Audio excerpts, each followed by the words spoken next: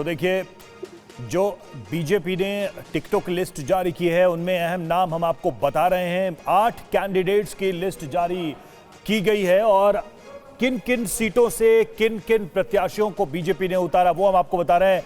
जो महत्वपूर्ण नाम है, बलिया से देखिए नीरज शेखर को टिकट दिया गया है, आसनसोल से एसएस अहलूवालिया को टिकट दिया गया है और इसके अलावा देखिए इलाहाबाद की जो सीट थी, चर्चित सीट, रीता बहुगुणा जोशी का टिकट यहां से कट गया। ये अपने आप में बड़ी खबर है इस ऐलान के बीच, क्योंकि रीता बहुगुणा जोशी वरिष्ठ नेता रही हैं और सीनियर पॉलिटिशियन रही हैं, बावजूद इसके उनका टिकट जो है कटा है।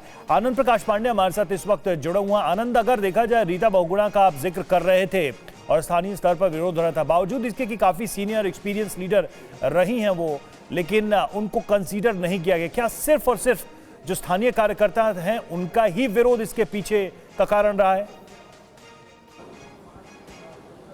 आनंद जी देखिए, एक तो उम्र फैक्टर रहा है, दूसरा कार्यकर्ताओं का जी जी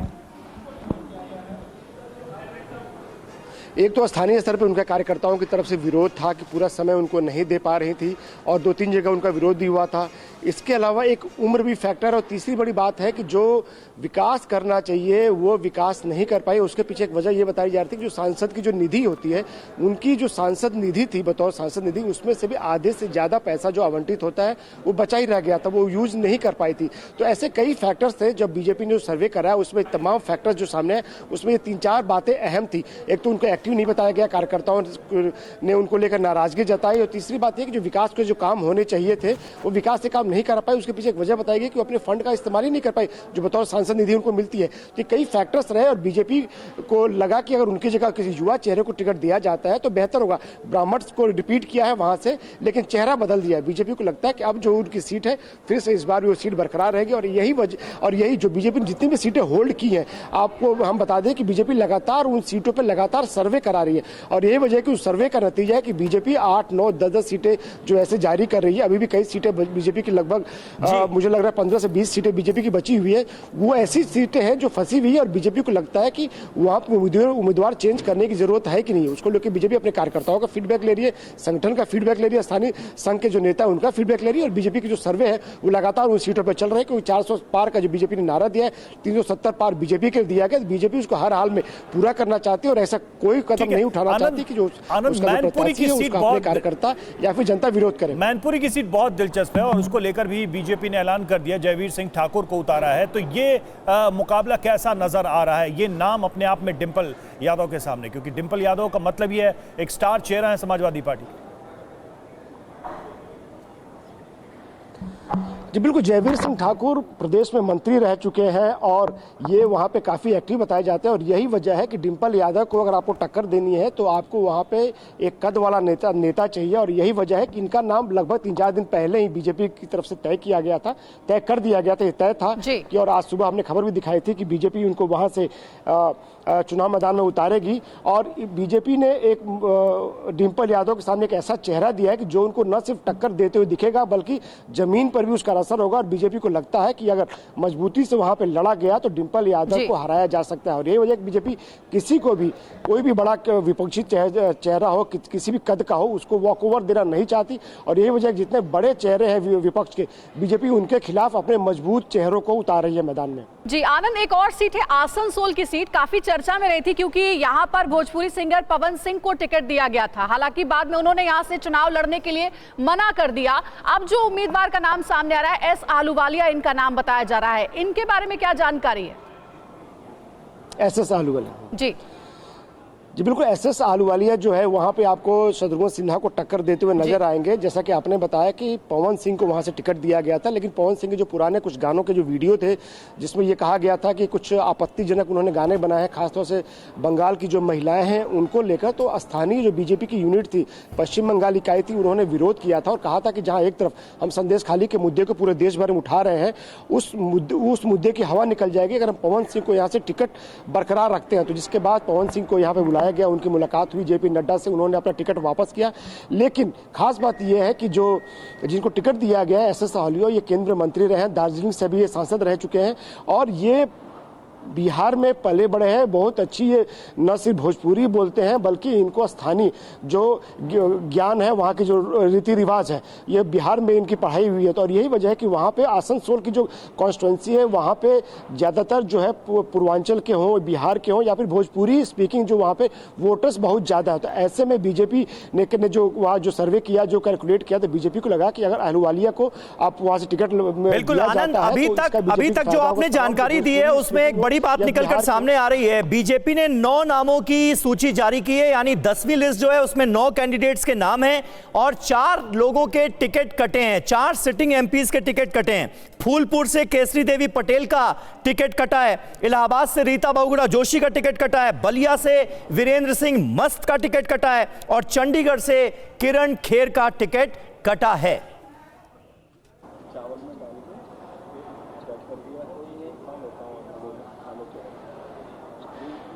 आनंद, क्या स्ट्रैटेजी नजर आ रही है कुल मिलाकर?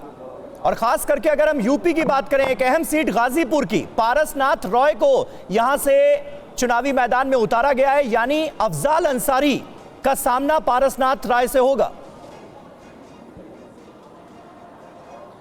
जी बिल्कुल, पिछली बार बीजेपी ये सीट हार गई थी, मनोज सिन्हा हार गए थे, जिसके बाद उनको गवर्नर बना के भेजा गया था। बीजेपी को ये सीट जो है भूमिहार को ही देनी थी, ये पहले से तय था। भूमिहार की आबादी वहाँ पे अच्छी खासी है, भूमिहार वोटर्स वहाँ पे अच्छे खासे हैं और यही वजह है कि पारसनाथ राय को वहाँ से टिकट दिया गया। हाँ, थोड़ी सी चुनौती जरूर बड़ी होगी, लेकिन बीजेपी को लगता है कि जिस तरह से मुख्तार अंसारी का जो अब दबदबा कम हुआ है उनकी मृत्यु के बाद, और साथ ही साथ जिस तरह से एक तरह से कहा जाए कि जो हिंदू वोटर्स जो लामबंद हुए हैं उसका फायदा बीजेपी को यहां से मिल सकता है। साथ ही साथ जो आसपास की जो सीटें हैं, बलिया है, गाजीपुर है, घोसी है, वहां उसका असर भी गाजीपुर की सीट पर पड़ेगा और यही वजह है कि पारसनाथ राय को वहां से टिकट दिया गया। हालांकि चर्चा ये भी थी कि पिछले कुछ दिनों से जो कहा जाए कयास लगाया जा रहा था कि संभावना जताई जा रही थी कि मनोज सिन्हा को वहां से टिकट दिया जा सकता है। हालांकि चर्चा ये भी थी कि मनोज सिन्हा अपने बेटे के लिए वहां से टिकट चाहते हैं, लेकिन बीजेपी ने तमाम बातों को दरकिनार करते हुए, तमाम अफवाहों को दरकिनार करते हुए पारसनाथ राय को वहां से टिकट दिया है। बीजेपी गाजीपुर की सीट को रिटेन करना चाहती है। उसको लगता है कि अगर पूर्वांचल में गाजीपुर की सीट को अगर हम रिटेन करते हैं तो वोटर्स में एक अच्छा मैसेज आएगा। तो साथी अगर पूर्वांचल की सीटों की हम बात कर रहे हैं, होगा क्योंकि मुख्तार अंसारी के बाद वहां पे जो अल्पसंख्यक वोटर्स हैं वो लामबंद हुए हैं। हम पूर्वांचल के सीटों की बात करें तो बलिया को लेकर भी क्या इक्वेशन सेट हुआ है और नीरज शेखर को मैदान में उतारा गया है, यानी कि एक तरीके से देखी जाए कि एक पुरानी पारिवारिक विरासत वाली सीट रही थी, नीरज शेखर को उम्मीदवार बनाया गया।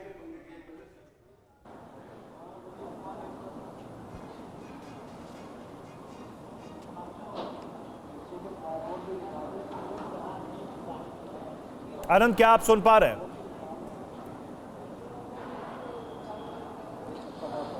जी बिल्कुल, बलिया से वीरेंद्र सिंह मस्त का टिकट कटा है। पिछली बार वो उनको बलिया से लड़ाया गया था, जबकि उनकी सीट बदली गई थी पिछली बार, बलिया से उनको टिकट दिया था। वीरेंद्र सिंह मस्त वहाँ से चुनाव जीते थे। लेकिन नीरज शेखर की बात अगर हम करें तो नीरज शेखर ने खुद पार्टी को ये लिख कर दिया था कि वो बलिया से चुनाव लड़ना चाहते हैं। हालांकि वो पिछली बार भी चुनाव लड़ना चाहते थे, लेकिन पिछली बार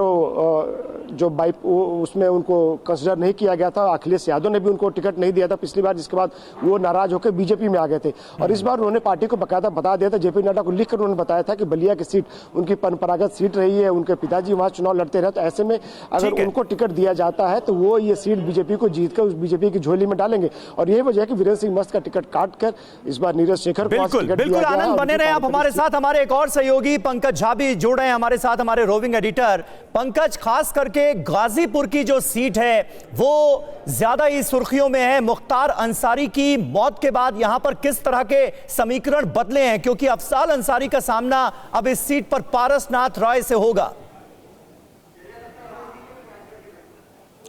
समय देखिए, 4 सीटों को लेकर बहुत ज़्यादा चर्चा थी और उसमें मैनपुरी डिंपल यादव जो चुनाव लड़ रही हैं, वहाँ से यूपी सरकार के मंत्री जो है पर्यटन मंत्री जयवीर सिंह को दिया गया है। हाँ। अब रही बात गाजीपुर से कि गाजीपुर से किसको टिकट मिलेगा, और गाजीपुर और बलिया सीट अगल बगल में पड़ती है और जाति समीकरण भी देखना पड़ता है। वहाँ से पहले मनोज सिन्हा चुनाव लड़ा करते थे, 10 बार वो चुनाव लड़ चुके हैं वहाँ से। इस बार उन्हीं के करीबी जो है पारसनाथ राय और ये भूमियार बिरादरी से आते हैं, उनको बीजेपी से टिकट मिला है। और बलिया से अगर देखें तो वहाँ से जैसे कह रहे थे ना आनंद पांडे, वीरेंद्र सिंह मस्त जो ठाकुर बिरादरी के हैं, तो वहाँ ठाकुर बिरादरी के ही आदमी का टिकट काट कर नेता का, जो नीरज शेखर पूर्व प्रधानमंत्री के बेटे हैं, राज्यसभा सांसद हैं, उनको टिकट मिला है। लेकिन आज जो 7 उम्मीदवार दिए गए हैं ना, उसमें कैसरगंज से जो हैं ब्रजभूषण शरण सिंह जो अभी सांसद हैं, उसको लेकर अभी सस्पेंस बना हुआ है कि वहां से किसको टिकट मिलेगा, उसकी अभी घोषणा नहीं की गई है।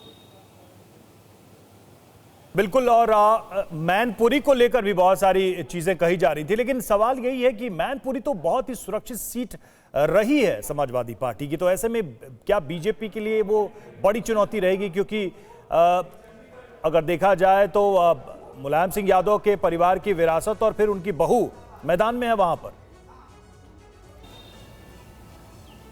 देखिए, ऐसा है कि ये वाकई में समाजवादी पार्टी का और मुलायम सिंह यादव परिवार का गढ़ रहा है। लेकिन अगर हम 2019 के आम चुनाव पर गौर करें ना, तो उस वक्त मुलायम सिंह यादव सिर्फ 1 लाख वोटों के अंतर से जीत पाए थे। बाद में जब उनके निधन के बाद उपचुनाव हुआ तो वहाँ डिंपल यादव की बड़ी जीत हुई है। तो ऐसा नहीं कह सकते हैं कि आज की तारीख में बहुत कंफर्टेबल है वहाँ समाजवादी पार्टी। बीजेपी ने वहाँ मजबूत उम्मीदवार उतारा है। उन्हीं के नाम की चर्चा थी कि जयवीर सिंह को ही वहाँ से लड़ाया जाएगा, उन्हीं के नाम पर मुहर भी लगी है। हालांकि कई दावेदार मुलायम सिंह परिवार के भी बताए जा रहे थे, अपर्णा से लेकर अरुणजेश यादव, लेकिन जयवीर सिंह को टिकट मिला है। जी पंकज जी, फूलपुर और इलाहाबाद की बात करें तो यहाँ पर जिन उम्मीदवारों के नामों का ऐलान किया गया है, किस तरीके के सियासी समीकरण साधते हुए इनके नामों की घोषणा की गई है? वहां का सियासी समीकरण क्या कहता है?